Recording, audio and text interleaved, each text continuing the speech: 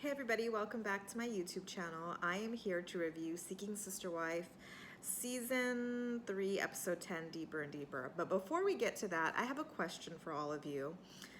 Those of you who make YouTube videos and might know, because I'm quite new to these YouTube streets, I downloaded the YouTube Studio app, which sort of tracks all your analytics and your watched hours. And over this past week, I have lost about 60 watched hours. And I don't know why that is. I mean, the only thing I could think of is maybe I used certain words I shouldn't use. Did I curse too much? I mean, and I really try not to, but I thought that only mattered if your videos were monetized. My videos are far from being monetized, but I don't know why I would lose 60 clocked watched hours. If you know, please let me know.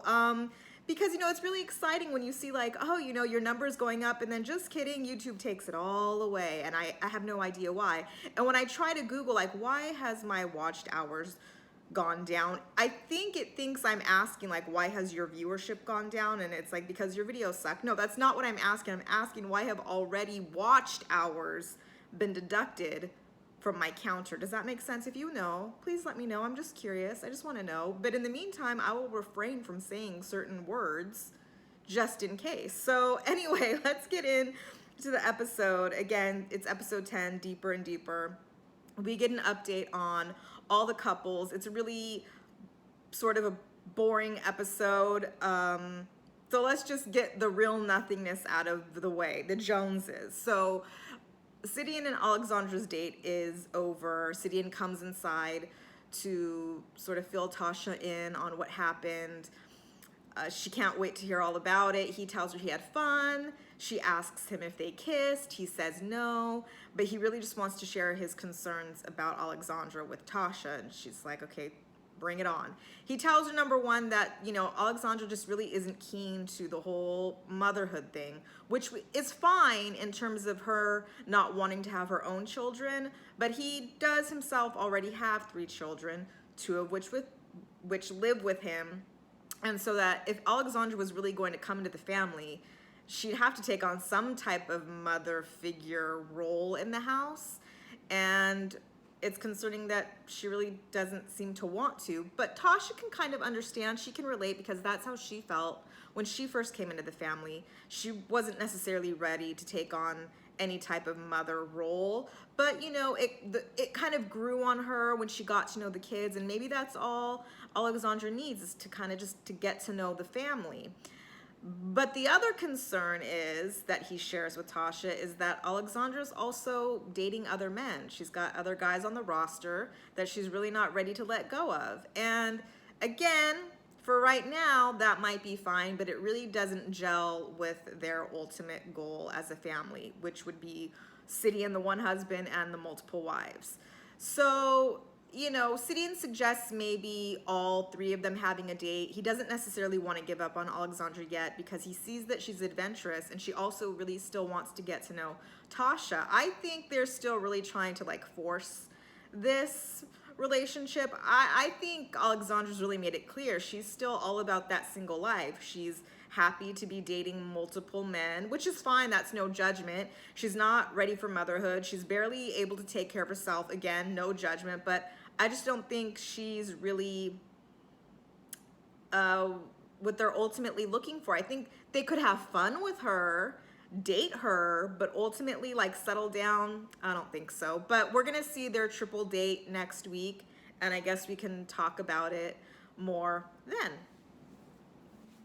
Moving on to the Clarks. So Emily, the nice young lady we met last week, it's gonna be a no. It's gonna be a no for the Clarks, but they're gonna remain friends because they think she's really sweet. But don't worry, they got another potential sister wife on deck by the name of Krista. She's 37. She lives in Texas. She has 3 kids. Where they met her, I have no idea, no clue. Where did she come from? Is this another scripted storyline that they're throwing at us? Possibly, I don't know. But they say that they've been talking to her for a few weeks now, and Gerard and Vanessa are about to jump on a FaceTime call with her, and this would be the first time they have FaceTimed, person to person. So they get her on the call and they kind of just check in, just how are you? How are things? How are you dealing with the word that shall not be spoken, the whole what's going on in the world, the panorama. And, it's crazy for her. I think she said that she's a nurse, so it must be challenging and a difficult time on top of just what you would normally go through. Vanessa asks her, why she's interested in a polygamous relationship and marriage, because this would be the first for Krista. And she says, there's just something about the idea of having, more than just one other person there, but, potentially 3 people, like in total, should she come into the relationship, that can build together, that can rely on each other, sort of face life's struggles, that's very comforting to her. She likes that. Vanessa asks her if jealousy would be an issue, and Krista honestly says possibly yes, but as long as there's open communication, as long as I can sort of voice my concerns, I think it can all be worked through. She says she feels really comfortable talking with the Clarks. She feels like she's known them for a long time, and Gerard just loves all this. He thinks it's great, talking to Krista. He can just appreciate her wisdom, which he says comes from experience. And it also, Gerard, comes from age. Get a few years under your belt, live through some things. I mean, this woman has 3 kids. She has an established career, she knows what she wants. I mean, she might still be looking in terms of a relationship, but I mean, I think she's secure in who she is. And they seem very supportive. Vanessa asks her, do you have any short-term goals, long-term goals over the next 5 years? And Krista says that, yes, she wants to get her master's degree. And again, they are fully supportive. Gerard says, that's great. I mean, that just kind of means you'll be getting higher on the pay raise, and being a nurse or in the medical field. I think she said she was a nurse. Being in the medical field, you can sort of move anywhere and do that. And why couldn't they be this way with Kayla? I wonder, why couldn't they support her in going back to school or finding a career? Is it a case-by-case basis? Because they told Emily last week there's no rules, there's no restrictions. I don't know who they're trying to kid. I mean, if they're hoping this Krista woman is gonna come in and clean their microwave and make their dinner, I don't see that happening, but I don't know. So they ask her, where do you see this going? How do you think this should progress? And she says, well, I'd like to come out and meet you all in person. That's what I see happening. And they agree, they would like that too. But the Clarks also feel that they really kind of want to take this one slow, especially because she lives in Texas. It would be a long distance relationship. And they're really trying to find a forever sister wife. So they are treading lightly. We'll see what happens. I don't know if this really goes anywhere based on next week's previews, but I guess we can get into that then. But again, where did they find this girl? Honestly, is this another scripted? I sense it, but we'll find out next week, I suppose. On to the Winders. So it is Kimberly's last day with the Winders. They take her out to the family farm that has been in Colton's family for 4 generations. I didn't know, or maybe I did and I just didn't really think about it. He's a pharmacist, I guess by day, farmer by evening and weekend. And so they want to take her out there and show her the land. The wives share with her that they also spend a lot of time working the farm. They feed the animals, they pick the fruit, they can it. They're out there pulling weeds with Kimberly. I mean, they're putting her to work because they share that, any wife, sister wife that is in their family will be expected to work the farm. But isn't she a guest? But just like last week, Kimberly is, she's a good sport about all this, but she says she likes nature. She likes working in the yard. She totally takes to it. She doesn't mind. I don't know that I would necessarily, if I were a sister wife, be like, yeah, pull the weeds, pick the peaches, jump on that horse. I would just be like, this is the farm. I don't know, there's something about, if Kimberly doesn't mind, then fine. But for me, it's you're my guest. I don't want you to have to do any work. They get back to the house to have sort of the final dinner.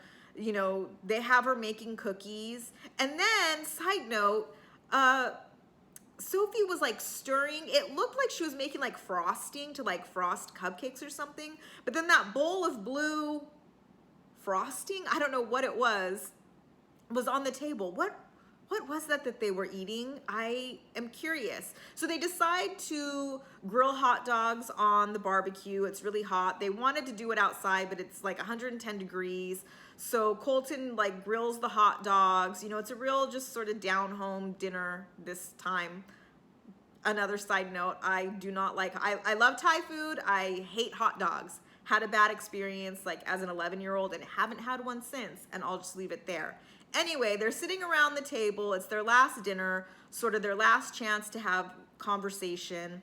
Colton brings up the topic of religion because they are all, you know, practicing Mormons. Their faith is very important to them, and Kimberly is a Baptist, and he kind of just wants to see where she's at. I mean, he says, be too soon to really talk about converting, but is she open to it? How are her feelings on it? And he's telling her all this, you know, like, we feel and we believe, you know, our faith, you know, this is how we think. And he's just like making his hot dog, not even looking at her. Do you know what did you any of you notice that? He's like pulling out the jalapenos, just like, yes, we believe, you know, in our faith that, you know, it's forever. And when we die, we all go on, and it just continues and continues. I'm like, can you look at her in the eye and have this conversation? It's pretty important, because she's looking at him like, and he's just like, you know, fixing his hot dog. Like, I don't know, it bothered me. Maybe I'm just being picky. But she says that, you know, her faith isn't so far off from theirs, you know, in terms of heaven, you know, because she believes, you know, when she dies, she'll be reunited with family members who have passed on, and sort of the same idea, sort of the same thing, you know, she's down for Mormonism, I suppose. I don't know. I mean, I feel like changing religions is a big deal. Maybe not to some people. Maybe it's not. I don't know. But she seems fine with it. I feel like they're finally sort of really having a conversation. You know, she's opening up. Colton is opening up, I suppose, you know. But now it's time for her to leave. Like, she's got to go. I mean, was she even really there for 2 full days? I feel like she was there for like a day and a half and a night, because right after dinner, she has to leave. And she feels emotional. She is emotional. She's tearing up because she's really enjoyed her time with the Winders. I feel like Kimberly is a very sweet person. I think she has a really good heart. I think she's looking for family and people who feel the way she feels. You know, she's looking for her tribe. And like I said, I think this dinner, you know, it took a while for them to sort of warm up to each other. Everybody, maybe. I think the wives were really open and welcoming, and Kimberly was open too, but like to really like, you know, let's have conversations and let me open up and tell you how I really feel and about where I come from, and now I gotta go. And I kind of have to go back to my family and friends who don't quite understand where I'm coming from, and I can't have these open conversations. And I think maybe that's where she's coming from. She had a great time with them. You know, it was such a short visit for such a long wait. She'd been talking to them for about a year, and so she's emotional. She would, you know, would like to keep learning about them and having more conversations, but she is also open to whatever may happen. And I take that to mean like it not working out in the long run. They ask her, you know, how she feels about Colton. Is she attracted to him? And she says she doesn't think it would be appropriate for her to say, you know, how she feels attraction-wise, because, you know, she's not a wife yet and she doesn't want to, you know, step on any toes or offend anybody. They ask Colton sort of the same question, and he doesn't really give the same answer, but just says it's too soon to say, it's too early to tell. The wives really like Kimberly. They like spending time with her. They think she fits in well, but ultimately they know that the decision really comes down to Colton. He has to feel an attraction. He has to feel a spark, or otherwise she wouldn't be a good sister wife. And they don't really see it, they say. They can't really tell. I think they just don't see it. So Kimberly leaves, they hug each other goodbye, and I guess next week we'll find out Colton's ultimate decision. I don't think this is probably going to be a match for him, but I think Kimberly, she seems like a really great person, and whatever happens, I hope she finds love, and I hope she finds what she's looking for. I think she deserves it. She's a really good sport, probably better than I would have been, because I would be like, you have me pulling weeds and eating hot dogs? It's gonna be a no for me. Who do I want to talk about next? The Merrifields or the Snowdens? The Snowdens or the Merrifields? Let's go with the Snowdens, because they didn't, it was just one segment with them. So Taylor's gone, and they went ahead and they shipped all of her stuff to her in Texas. And Dimitri says that, you know, after she left, that the house did calm down a bit. It's been more peaceful, and they've been able to really just focus on their relationship with Chrissy, which has, you know, been a good thing. Chrissy's been there for 5 months, she says, and she wasn't expecting to stay that long, but, you know, with, you know, flights being canceled, you know, it's been longer than she thought, and she really misses her family, but she's still happy to be there. So Dimitri goes to the room, him and Ashley's bedroom, and she's in there like reading a book or something, and he asks her if she wants a foot massage, and she says she would never turn a foot massage down. And so I think this is him trying to butter her up, like literally, because he's about to ask her, you know, how she feels about, you know, Chrissy. And so he does. He's just like, you know, how do you feel about Chrissy? What are your thoughts? And she says, you know, she feels good about Chrissy. She's been there, you know, she's stuck by them through the whole Taylor drama and mess. And, you know, they're all getting along, you know, all being together in the same house because of what's going on in the world. I'm afraid to say the word, you guys.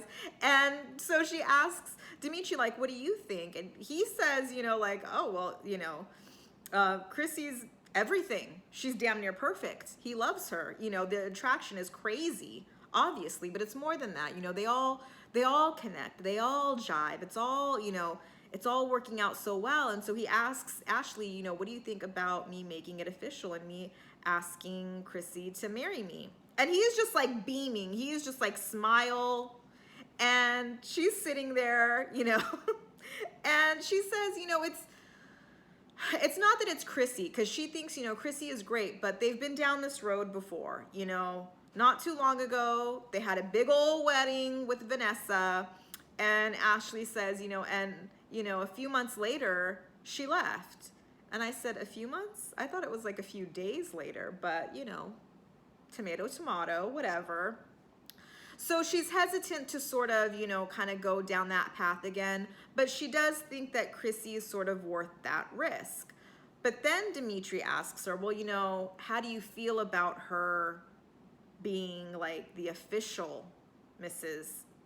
Snowden? Because we all know that Chrissy is from South Africa. She's not a US citizen, and so sort of the easiest way to get her there would be to marry her. And I don't think I knew. I mean, I've known recently, but when I first started watching, I didn't know that Ashley and Dimitri weren't legally married. I thought that they were, and the ceremony they had with Vanessa was a spiritual, just like a spiritual ceremony. I didn't know they weren't married. Why aren't they married? They've been together for 12 years now, and Ashley does say that they made a decision long ago that even though they weren't legally married, that they would take actions to protect her and the kids should something happen to Dimitri. I suppose that could be like have a health insurance that she's a beneficiary on. Perhaps she's a beneficiary on other policies, 401ks and whatnot.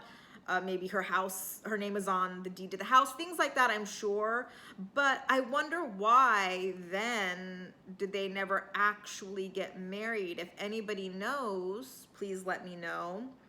I'm very curious. I mean, I don't imagine that they foresaw meeting somebody from another country, so they kind of wanted to leave that option open, possibly. I don't know. I really have no idea. Somebody let me know, but I think it's interesting that they never got married before. And also, I think, you know, all of those arrangements that they made, you know, I am no lawyer now, but I do think some of those arrangements that have been made might change once you do take on an actual legal wife.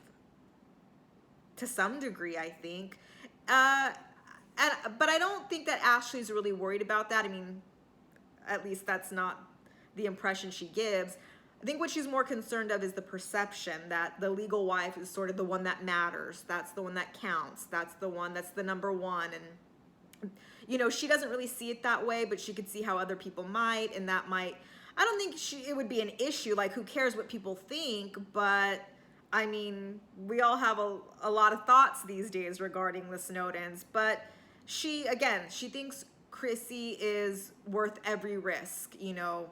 And that's kind of what love and marriage is. There's no guarantees, whether it's monogamous, polygamist, what have you. There's no guarantee. There's no promise it's gonna, you know, last forever. As you all know, I'm really an advocate for like making marriages work.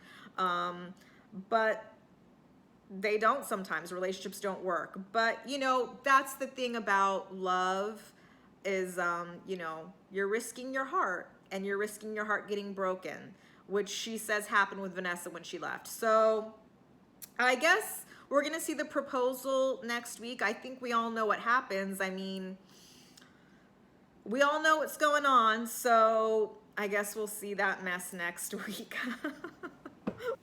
Moving on to our last couple, the Merrifields. I have to be careful with the words I choose when recapping their segments. So, see if you can like decipher the coded words here. Okay, it's gonna be a little game. So, the panorama has finally affected the Merrifields and their filming. The crew had to be sent home, and everything's shut down. Danielle says the kids are home. She's homeschooling them. Her and Garrick's business has slowed down a lot, so they've just had a lot of time to spend together.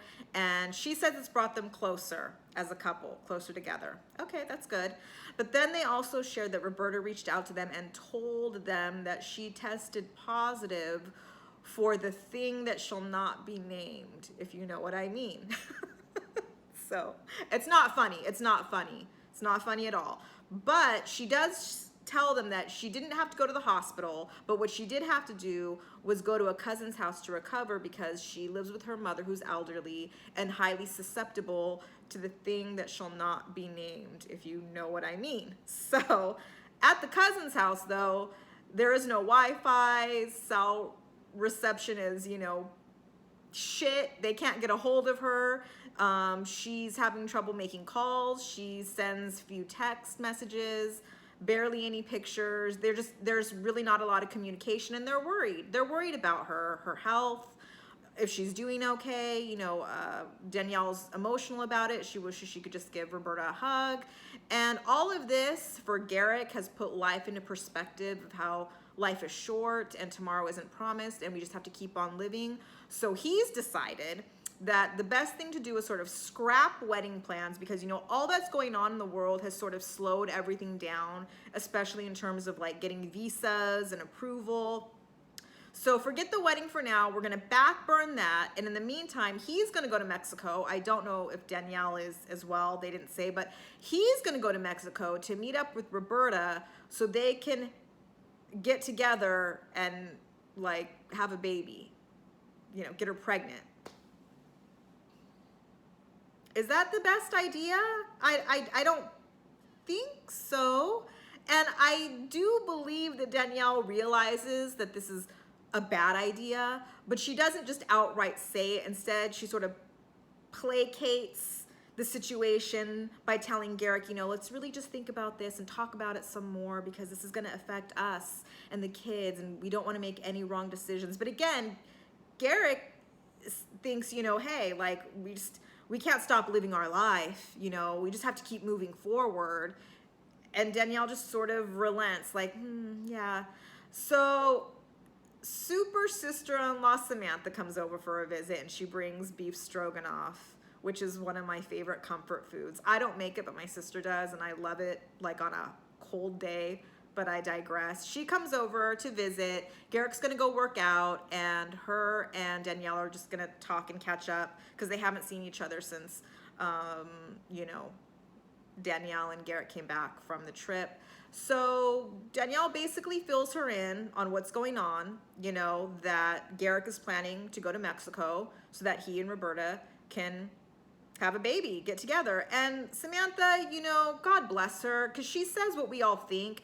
And I don't think, you know, because she's, you know, she tells Danielle, like, is that really a good idea? You know, like, what if she can't get a visa? Is she gonna have the baby in Brazil? Does that mean like Garrick's gonna go to Brazil? Like, I don't think these ideas are new or like you know, I don't think Danielle's unaware of these thoughts. She just doesn't ever voice them or say them out loud. And I think when she hears Samantha say it out loud, it sort of reassures her that she's not totally off in her thinking that this is a bad idea. But Danielle's just, well, hopefully, she gets pregnant and, by the time everything settles down, she'll have the baby here. Well, yeah, I mean, ideally, but I mean, things don't normally work out that way. It doesn't, like, and even Samantha says, Garrick and Danielle hardly know Roberta, and now we're gonna throw a baby on top of that who might be born in Brazil and not be able to come here. It's just adding on to like what is already sort of a tenuous situation and relationship. Like, you're adding on these added extra stressors and complications. Like, how about one thing at a time? How about, I'm not even gonna say it because I don't want to come off like preachy or religious, but I mean, it's everything, I only say that because, Garrick is all about the Bible, but he's kind of doing things backwards in terms of like what the Bible would instruct you to do. But I guess all that goes out the window. He just twists what he needs to like get what he wants. It's a bad idea. We all know this. Samantha knows it. Deep down, Danielle knows it, and she just needs to say it. But I don't know. I guess we'll see what happens next week if she actually says anything. I don't know if they're still together in real life, Garrick and Danielle. I hear that they are. I hear that they aren't. I have no idea. And at this point, I really don't care anymore. Like, if Danielle doesn't get it, I can't help you. I mean, Samantha's trying very supportively. She's supportively trying to like steer her and let her know, like, if you don't want to do this, you don't have to do this. She can see what we all see. Danielle's doing this to make Garrick happy, but she doesn't, I don't think she wants to offend Danielle, but sometimes you just gotta say it. You gotta say what it is if you really love somebody. It's hard, it's not easy, but I don't know. I guess we'll see what happens. Not much more to say there, I guess. So that was the episode. Like I said, kind of boring. It was just sort of updates on where everybody is at in their relationships or non-relationships. So let me know what you all think, in the comments below. Rate, comment, subscribe if you'd like. Again, if anybody knows why my watched hours have been deducted, let me know. I'm just curious. And also, I'm going to start reviewing Real Housewives of Beverly Hills. I know I'm one episode behind. If you guys have other suggestions, I watch Sheality TV. She does these great, like, concise videos updating, like, couples on Seeking Sister Wives. And she did this update on My Big Fat Fabulous Life. I never really watched that show. I think I watched like the first season and it was like super boring to me, but her little update was about, what's her name? Whitney getting cheated on by her fiance. And not just cheated on, but he's having a baby. He's having a bub. That's a breakup baby because supposedly they were sort of on a weird break. I don't know. It makes me want to watch the show because I feel like that is juicy now, but I don't want to review a show that's already like done. But so if you guys have any other suggestions, I know, like I said, I feel like TLC is good to bring the shit when it comes to like reality TV. Let me know, but I'm going to start reviewing Real Housewives of Beverly Hills. And yeah, so thanks for watching and I'll see you guys next time. Bye.